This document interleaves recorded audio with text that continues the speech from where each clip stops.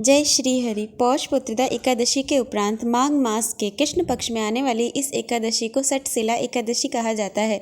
तिल स्नान, तिल का उपटन, तिल का हवन, तिल का तर्पण, तिल का भोजन और तिलों का दान, तिल के ये 6 प्रयोग इस व्रत में अवश्य करें। इनके प्रयोग के कारण यह सटशिला एकादशी कहलाती है। इस व्रत के करने से अनेक प्रकार के पाप नष्ट हो जाते हैं। सटशिला एकादशी का महत्व। एक समय दालभर ऋषि ने पुलस्त्य ऋषि से पूछा कि हे महाराज, पृथ्वी लोक में मनुष्य ब्रह्म इत्यादि महान पाप करते हैं, पराये धन की चोरी तथा दूसरे की उन्नति देखकर ईर्ष्या करते हैं, साथ ही अनेक प्रकार के व्यसनों में फंसे रहते हैं, फिर भी उनको नरक प्राप्त नहीं होता। इसका क्या कारण है? वे न जाने कौन सा दान पुण्य करते हैं जिससे उनके पाप नष्ट हो जाते हैं। यह सब कृपा पूर्वक आप कहिए। पुलस्त्य मुनि कहने लगे, हे महाभाग, आपने मुझसे अत्यंत गंभीर प्रश्न पूछा है। इससे संसार के जीवों का अत्यंत भला होगा। इस भेद को इंद्र आदि भी नहीं जानते, परंतु मैं आपको यह गुप्त तत्व अवश्य बताऊंगा।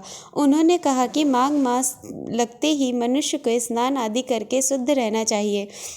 इंद्रियों को वश में कर काम, क्रोध, लोभ, मोह, अहंकार, ईर्ष्या तथा द्वेष आदि का त्याग कर भगवान का स्मरण करना चाहिए। पुष्य नक्षत्र में गोबर, कपास, तिल मिलाकर उनके कंडे बनाना चाहिए। उन कंडों से 108 बार हवन करना चाहिए। उस दिन मूल नक्षत्र हो और एकादशी तिथि हो तो अच्छे पुण्य देने वाले नियमों को ग्रहण करें। स्नान आदि नित्य क्रिया से निवृत्त होकर सब देवताओं के देव श्री भगवान का पूजन करें और एकादशी व्रत धारण करें। रात्रि को जागरण करना चाहिए। उसके दूसरे दिन धूप, दीप, नैवेद्य आदि से भगवान का पूजन करके खिचड़ी का भोग लगाए। तत्पश्चात पैठा, नारियल, सीताफल या सुपारी का अर्घ्य देकर स्तुति करनी चाहिए। हे भगवान, आप दीनों को शरण देने वाले, इस संसार सागर में फंसे हुओं का उद्धार करने वाले, हे पुंडरीकाक्ष, हे विश्व भगवान, हे शुभर्भ, हे पूर्वज, हे जगतपते, आप लक्ष्मी जी सहित इस तुच्छ अर्घ्य को ग्रहण करें। इसके पश्चात जल से भरा कुंभ घड़ा ब्राह्मण को दान करें तथा भगवान को श्यामा, गौ और तिल पात्र देना भी उत्तम है। तिल स्नान और भोजन दोनों ही श्रेष्ठ हैं। इस प्रकार जो मनुष्य जितने तिलों का दान करता है उतने ही 1000 वर्ष स्वर्ग में वास करता है। इतना कहकर पुलस्त्य ऋषि कहने लगे कि अब मैं तुमसे इस एकादशी की कथा कहता हूँ। सटशिला एकादशी व्रत कथा। एक समय नारद जी ने भगवान विष्णु से यही प्रश्न किया था और भगवान ने जो सटशिला एकादशी का महात्म्य नारद जी से कहा सो मैं तुमसे कहता हूँ। भगवान ने नारद जी से कहा, हे नारद, मैं तुमसे सत्य घटना कहता हूँ, ध्यान पूर्वक सुनो। प्राचीन काल में मृत्यु लोक में एक ब्राह्मणी रहती थी। वह सदैव व्रत किया करती थी। एक समय वह 1 मास तक व्रत करती रही। इससे उसका शरीर अत्यंत दुर्बल हो गया।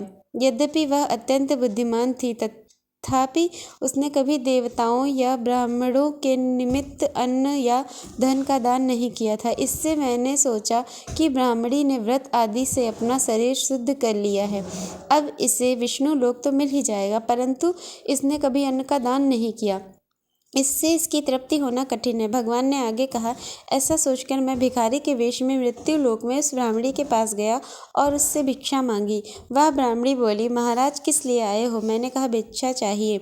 इस पर उसने एक मिट्टी का ढेला मेरे भिक्षा पात्र में डाल दिया।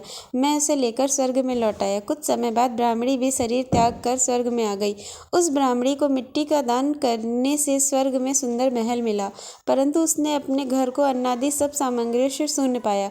घबराकर वह मेरे पास आई और कहने लगी कि भगवान, मैंने अनेक व्रत आदि से आपकी पूजा की, परंतु फिर भी मेरा घर अन्नादि सब वस्तुओं से शून्य है। इसका क्या कारण है? इस पर मैंने कहा, पहले तुम अपने घर जाओ, देव स्त्रियां आएंगी तुम्हें देखने के लिए। पहले दिन उनसे सटशिला एकादशी का पुण्य और विधि सुन लो, तब द्वार खोलना। मेरे ऐसे वचन सुनकर वह अपने घर गई। जब देव स्त्रियां आई और द्वार खोलने को कहा तो ब्राह्मणी बोली, आप मुझे देखने आई हैं तो सटशिला एकादशी का महात्म्य मुझसे कहो। उनमें से एक देवस्त्री कहने लगी कि मैं कहती हूँ। जब ब्राह्मणी ने सटशिला एकादशी का महात्म्य सुना तब द्वार खोल दिया। देवांगनाओं ने उसको देखा कि न तो वह गांधर्वी है और न असुरी है, वरन पहले जैसी मानुषी है। उस ब्राह्मणी ने उनसे कथा अनुसार सटशिला एकादशी का व्रत किया। इसके प्रभाव से वह सुंदर और रूपवती हो गई तथा उसका घर अन्नादि समस्त सामग्रियों से युक्त हो गया। अतः मनुष्यों को मूर्खता त्याग कर सटशिला एकादशी का व्रत और लोभ न करके तिलादि का दान करना चाहिए।